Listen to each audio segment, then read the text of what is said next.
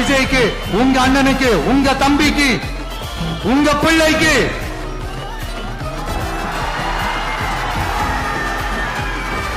ஒரே ஒரு வாய்ப்பு கொடுங்க. தயவு செஞ்சு விசில் சின்னத்துக்கு ஓட்டு போடுங்க.